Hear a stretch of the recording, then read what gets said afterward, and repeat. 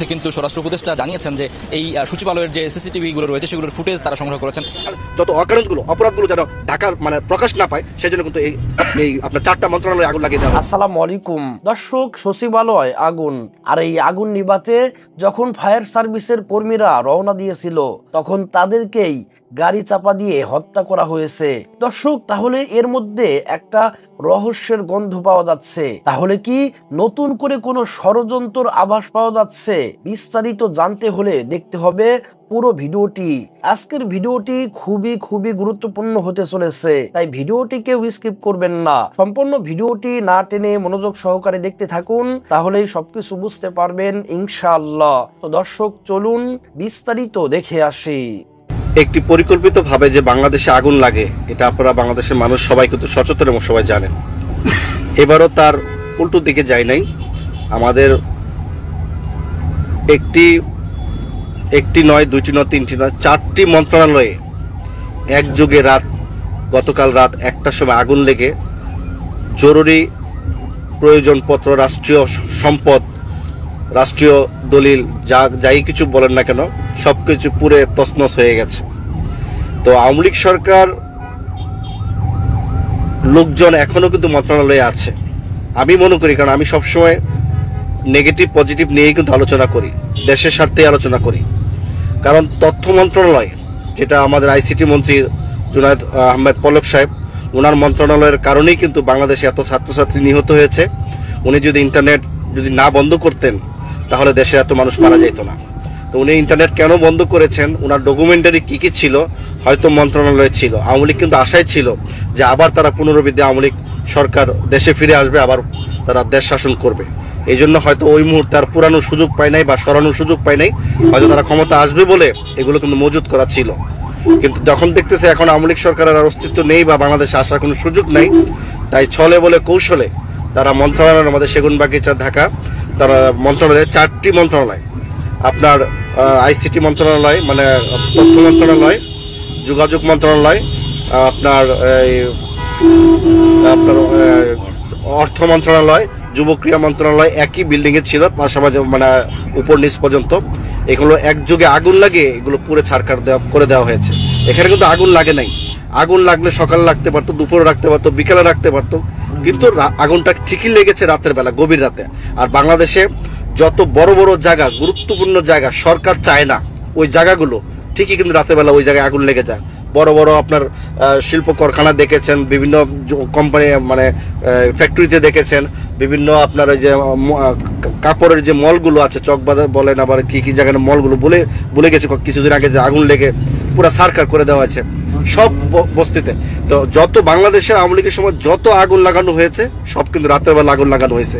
এবারেও কিন্তু রাতের বেলা মন্ত্রণালয়ে আগুন লেগে রাষ্ট্রীয় সম্পদ পুড়ে ফেলে তাদের যে অবৈধ যে কর্মকাণ্ডগুলো যেন বহিঃপ্রকাশ না পায়, এই তত্ত্বাবধায়ক সরকারের আমলে যেন কোনো ইনভেস্টিগেশনকে গুরুত্বপূর্ণ জিনিসগুলো বের না হয়, তাদের দুর্নীতির নথিপত্রগুলো তারা আগুন দিয়ে পুড়িয়ে ফেলেছে।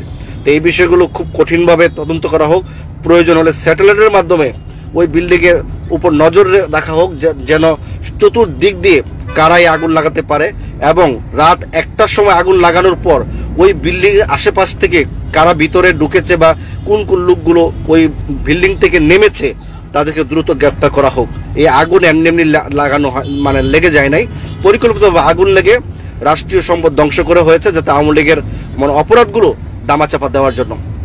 এগুলোর পিছনে ভারতের রডসের কাজ আছে, ভারতের ইন্ধন আছে, যাতে শেখ হাসিনার যত অপরাধগুলো যেন ঢাকার প্রকাশ না পায়, সেই জন্য কিন্তু এই আপনার 4টা মন্ত্রণালয়ে আগুন লাগিয়ে দেওয়া হয়েছে।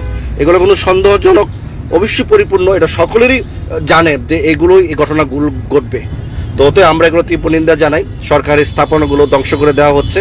তো আমরা মনে করি আওয়ামী লীগ সরকার নিজে বাঁচার জন্য এই যে 5ই আগস্টের আগে বিটিভির মধ্যে আগুন লাগিয়েছে, বিভিন্ন সরকারি দপ্তরে আগুন লাগিয়েছে, যাতে ছাত্রছাত্রীদেরকে মানুষ জঙ্গলি বলতে পারে। তাদের সাথে যারা রাজনীতি আন্দোলন করেছিল, জামাত, বিএনপি, ছাত্রদল, তাদের উপরে যেন অপরাধ করে যারা গণগ্রেপ্তার করতে পারে, এগুলো কিন্তু আওয়ামী লীগ সরকার করেছে, এগুলো কিন্তু প্রকাশ পেয়েছে।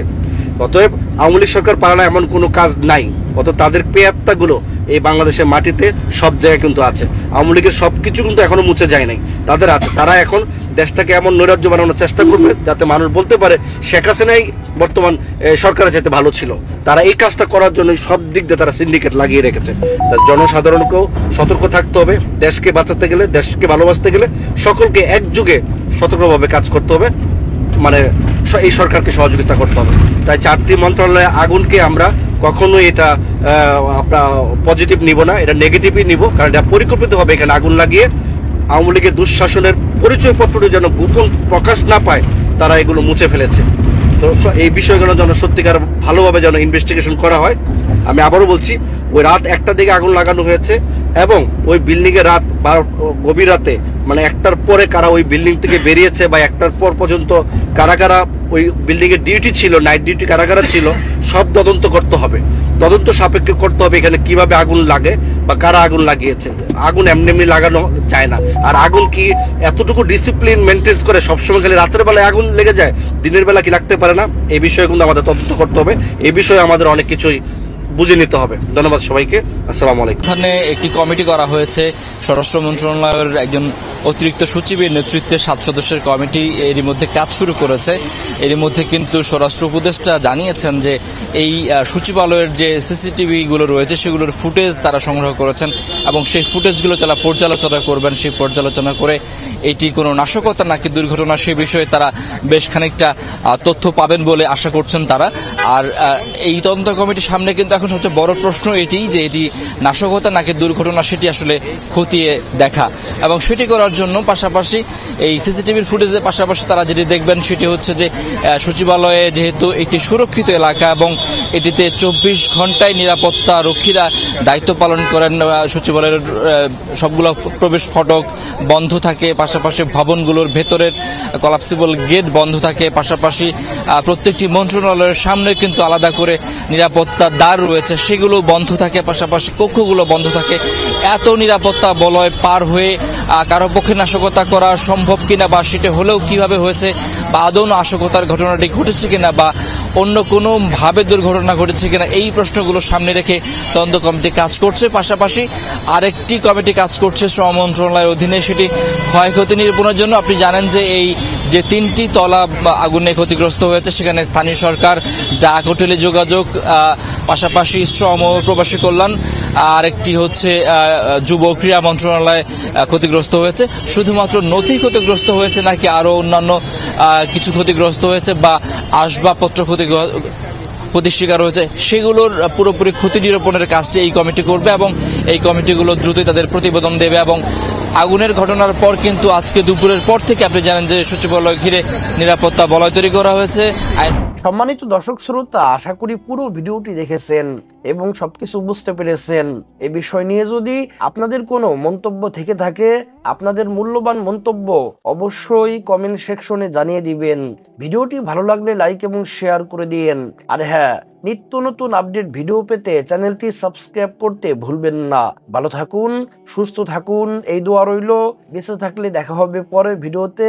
আল্লাহ হাফেজ।